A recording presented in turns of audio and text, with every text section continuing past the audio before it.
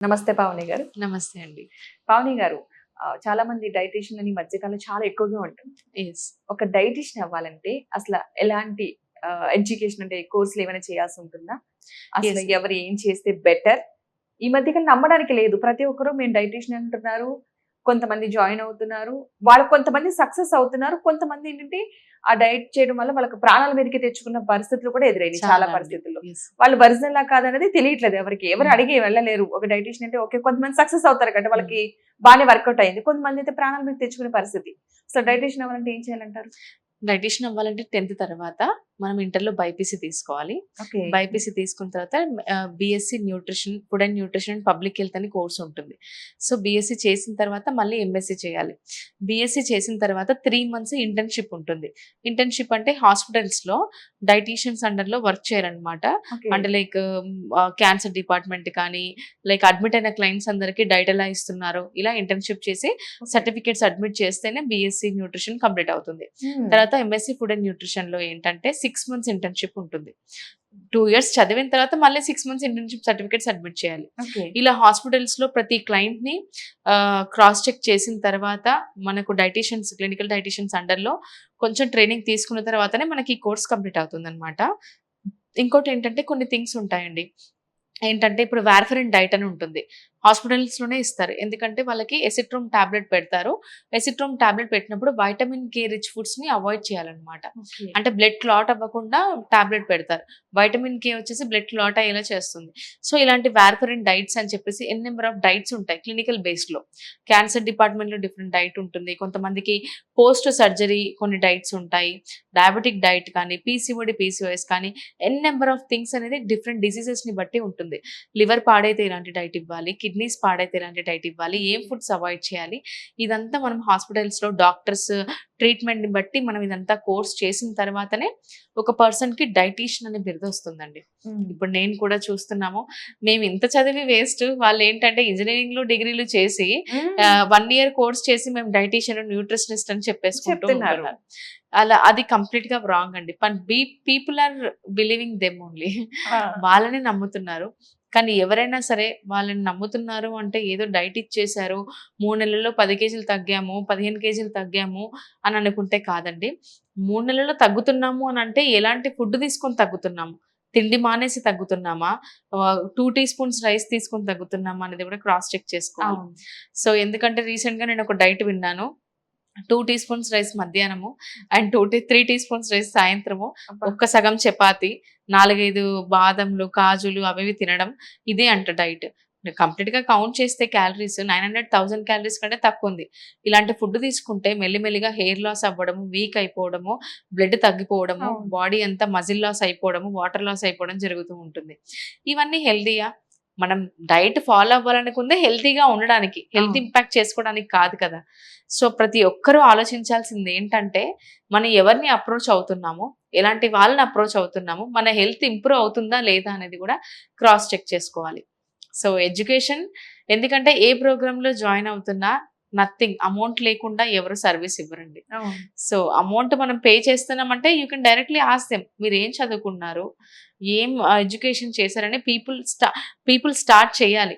Uneducated doctors, uneducated అంటే fake certificates పెట్టుకొని రీసెంట్‌గా నేను న్యూస్ ఛానెల్‌లో కూడా చూసానండి. హ్మ్. ఫేక్ సర్టిఫికేట్స్ వల్ల ఒక పాపకి వెయిట్ లాస్ చేయించారు 15 కేజీస్. ఆ అమ్మాయికి కిడ్నీస్ మీద ఇంపాక్ట్ పడి చాలా సఫర్ అయ్యి అడ్మిట్ అయింది హాస్పిటల్స్‌లో. అయ్యో! అదేమంటున్నారంటే మేమిచ్చిన డైట్ వల్ల కాదని. ఆ అమ్మాయికి ఇచ్చిందంతా హై ప్యూరిన్ ఫుడ్స్‌నే ఇచ్చారు. అలా చిన్న పాపకి అంటే చిన్న పిల్ల కాదు 22 ఇయర్స్ అమ్మాయికే యూరిక్ యాసిడ్ పెరిగిపోయి కిడ్నీస్ ఇంపాక్ట్ అవ్వడం ఇలా జరిగింది. ఇది రీసెంట్‌గా నేను కూడా న్యూస్‌లో చూసాను. అందుకే మనం ఎక్కడైనా డబ్బులు పెడుతున్నాము, మన సర్విస్ తీసుకుంటున్నాము అంటే గనక you have to ask the education. Doctors ఖచ్చితంగా డిఫరెంట్ అండి. ఎందుకంటే హాస్పిటల్‌లో డాక్టర్స్‌ని మనం అడగలేం కూడా. అవును. సో, డాక్టర్స్ ఖచ్చితంగా ఎడ్యుకేటెడే ఉంటారు. డాక్టర్ బిరుదొస్తుంది అంటే వాళ్ళు ఎంబీబీఎస్ ఎడ్యుకేటెడే చేస్తేనే వస్తది. ఖచ్చితంగా. బట్ ఈ మధ్య డైటీషియన్స్ గాని, న్యూట్రిషనిస్ట్‌లు గాని, అన్‌ఎడ్యుకేటెడ్ వాళ్ళు కూడా ఫేక్ సర్టిఫికేట్స్ పెట్టి చేస్తున్నారు. That is completely wrong. People aware అవ్వాలి. ఎడ్యుకేటెడ్ పీపుల్‌నే కాంటాక్ట్ అవ్వాలి. అండ్ దెన్ మేము ఇంత చదువుకొని కూడా మాకొక సాటిస్ఫాక్షన్ ఉంటది. సో, ఎందుకంటే ఎవరైతే అప్రోచ్ అవుతున్నారో వాళ్ళందరికీ ప్రాపర్ ఫుడ్ ఇస్తూ వెయిట్ లాస్ చేయించడం అనేది చాలా చాలా ఇంపార్టెంట్. యాస్ ఎ క్లినికల్ డైటీషియన్‌గా మేము ఇండియన్ డైటరీ అసోసియేషన్ గైడ్‌లైన్స్ కూడా ఫాలో అవ్వాలి. అవును. సో, ఇలా చేసి ఇలా అప్రోచ్ అవుతూ ఉంటేనే బెస్ట్ అండి. అండ్ నేనైతే 10 ఇయర్స్ నుంచి హాస్పిటల్స్ అండ్ క్లినిక్స్‌లో వర్క్ చేస్తున్నాను. ఇలా 90 డేస్ ప్రోగ్రామ్ స్టార్ట్ చేయడం కానీ, ఇలా స్టార్ట్ చేసి 3 ఇయర్స్ అవుతుంది. 3 ఇయర్స్‌లో 1000+ క్లయింట్స్‌ని ట్రాన్స్‌ఫార్మ్ చేశాను. అందులో క్లినికల్ ప్రాబ్లమ్స్ ఉన్న వాళ్ళే ఎక్కువ మంది. క్యాన్సర్ స్టేజ్ 4 ఉన్న వాళ్ళని కూడా నేను హ్యాండిల్ చేశానండి. Okay. PCOD, PCOS, thyroid only weight loss కోసం కాదు. నా దగ్గరికి వచ్చేవాళ్ళు గట్ హెల్తీగా లేకున్నా కూడా, డైజెషన్ ప్రాబ్లమ్స్ ఉన్నా, అసిడిటీ ఎక్కువున్నా ఇలాంటి వాళ్ళు కూడా మాకు అప్రోచ్ అవుతూ ఉంటారు. నా క్లినికల్ డైటీషియన్ టీమ్ సపోర్ట్‌తోనే వీళ్ళందరికీ ప్రాపర్ గైడెన్స్ అనేది ఇస్తామండి. ఓకే. యాహ్! డైట్ పేరు చెప్పి చాలా మంది ఇంట్లో ఫుడ్ మానేసి హ్మ్. ఏదో వాటర్ లిక్విడ్ తాగడం. హ్మ్. ఇప్పుడు నాకు బాగా వెయిట్ అయిపోయింది. లేదా నాకు ఒంట్లో ఈ పలానా రోగం ఉంది, పలానా యెస్. వ్యాధి ఉంది. ఇలాంటి వల్ల చేస్తూ ఉంటారు. సో ఏదో ఒక డైటీషియన్ ఫాలో అవ్వడం, లేదంటే యూట్యూబ్ స్టార్ట్ చేయడం.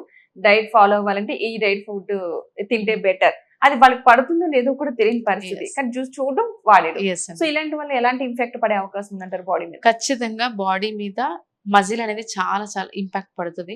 మజిల్ అనేది చాలా చాలా ఇంపార్టెంట్. అంటే ఇప్పుడు ఆడవాళ్ళలో నీ పెయిన్స్, బ్యాక్ పెయిన్స్ వస్తూ ఉంటాయి. అవును. మన వాళ్ళేమనుకుంటారు కాల్షియం, వైటమిన్ డి తగ్గిందేమో వేసుకుంటే సరిపోతుందని అనుకుంటారు. కానీ బోన్ చుట్టూ ఉన్న మజిల్‌ని మనం స్ట్రాంగ్ చేసుకోవాలండి. హ్మ్. ఖచ్చితంగా. ఈ అవును. బోన్ చుట్టూ ఉన్న మజిల్‌ని స్ట్రాంగ్ చేసుకుంటే ఈ మజిల్ బోన్‌కి సపోర్ట్ ఇస్తది. హ్మ్. సో, అందుకని చెప్పేసి మనం ప్రాపర్ డైట్ అనేది మెయింటైన్ చేయాలి. మీరన్నట్టుగా అన్‌హెల్తీ డైట్స్ ఫాలో అయ్యే వాళ్ళకి ఖచ్చితంగా ఇంపాక్ట్ వచ్చేసి బ్యాక్ పెయిన్, నీ పెయిన్స్, ఆర్థరైటిస్ లీడ్ అవుతది. ఎందుకంటే బాడీలో ఉన్న మజిల్ అంతా లాస్ అయిపోతుంది కాబట్టి ఆర్థరైటిస్ లీడ్ అవుతది. ఓన్లీ లిక్విడ్స్ మీదే ఉంటే గనక ఏమంటారు బాడీలో వైటమిన్, మినరల్ డెఫిషియన్సీ ఉండడము, తొందరగా కోపం రావడము, స్ట్రెస్ హార్మోన్స్ రిలీజ్ అవ్వడము, హెయిర్ లాస్ అవ్వడము, బాడీ అంతా ఇంపాక్ట్ అవుతుంది. ఒక్క ప్రాబ్లమ్ కాదు. ఖచ్చితంగా బాడీ అంతా ఇంపాక్ట్ అవుతది. లో ఐరన్ లెవెల్స్ ఉండడము ఇదంతా. సో, ఒకటే ఏంటంటే లిక్విడ్ డైట్స్ ఇవన్నీ లాంగ్ ప్రాసెస్‌లో వర్కౌట్ అవ్వదండి.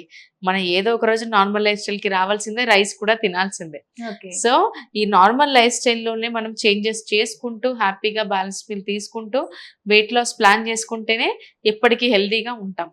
మరొకటి కొంతమంది ఆయిల్‌తో డైట్ చేస్తున్నారు. యెస్ ఆయిల్ అండి. తాగడం, coconut oil especially. Yes. Coconut oil తాగడం వల్ల కొంచెం ఫ్యాట్ తగ్గుతుంది. ఇది డైట్ హ్మ్. అవుతుంది అని చెప్పేసి వెయిట్ లాస్ అవుతాము. కొంచెం ఏమైనా పొట్ట ఉన్నా సరే తగ్గుతుంది. నిజంగా ఆయిల్‌తో అలా చేయొచ్చంటారా? ఆయిల్‌తో అస్సలు కోకోనట్ ఆయిల్. చేయలేమండి. కోకోనట్ ఆయిల్ కానీ, ఘీ కానీ ఆ! ఏదైనా సరే మనకు గ్రామ్‌కి ఖచ్చితంగా మనకి క్యాలరీస్ ఉంటాయి. ఓకేనా? 5 గ్రామ్స్‌లో 45 క్యాలరీస్ ఉంటాయండి. పర్ గ్రామ్‌కి 9 క్యాలరీస్ వస్తాయి. ఓకే. సో, ఏదైనా సరే ఆయిలే. ఇది కీటో డైట్ అంటారు. ఆయిల్ అంటే లైక్ ఫ్యాట్స్ అండ్ ప్రోటీన్ తీసుకొని కీటో డైట్ ఫాలో అవుతూ చేస్తూ ఉంటారు. నా దగ్గరనైతే ఒక క్లినికల్ స్టడీలో ఏంటంటే ఇలా కోకోనట్ ఆయిల్ తాగి అంటే లైక్ కంప్లీట్‌గా కొంచెం డైట్ చేసి ఇవన్నీ చేసిన వాళ్ళు ట్రైగ్లిజరైడ్స్ ఎక్కువై వచ్చిన వాళ్ళు కూడా ఉన్నారు నా ఓకే. క్లయింట్స్. ఓకే. సో, ఇవన్నీ ఏంటంటే లైఫ్ లాంగ్ మనం ఇలా వాడడం వల్ల కూడా కొలెస్ట్రాల్‌లో మనకు లెవెల్స్ కూడా ఇంబాలెన్స్‌లో ఉంటాయి.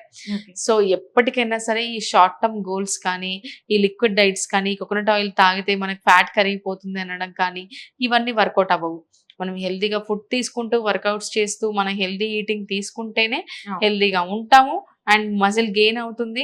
అండ్ బ్యాక్ పెయిన్, నీ పెయిన్స్ బారిన పడకుండా ఉంటాము. మన కిడ్నీ, లివర్, ఓవరాల్ బాడీ హెల్తీగా ఉంటుంది. మెటబాలిజం బావుంటుంది. Okay. Right. Yeah! Thank you అండి. Thank you so much Pavani గారు. థాంక్ యూ అండి. మంచి ఇన్ఫర్మేషన్ ఇచ్చారు. నిజంగా డైట్‌కి సంబంధించి చాలా మంది కన్‌ఫ్యూజన్‌లో ఎవరిని అప్రోచ్ అవ్వాలో, ఎలా అప్రోచ్ అవ్వాలో, అసలు డైట్ ఎలా ఫాలో అవ్వాలో కూడా తెలియని పరిస్థితి. అందరూ యూట్యూబ్ చూసేసి నేర్చుకుంటున్నాం కదా అనుకుంటున్నారు. దానివల్ల ఎలాంటి యాహ్! ప్రాబ్లమ్స్ వస్తాయో కూడా తెలియట్లేదు. వాటన్నిటికి సంబంధించి మంచి ఇన్ఫర్మేషన్ ఇచ్చారు. థాంక్ యూ సో మచ్ అండి. Thank you.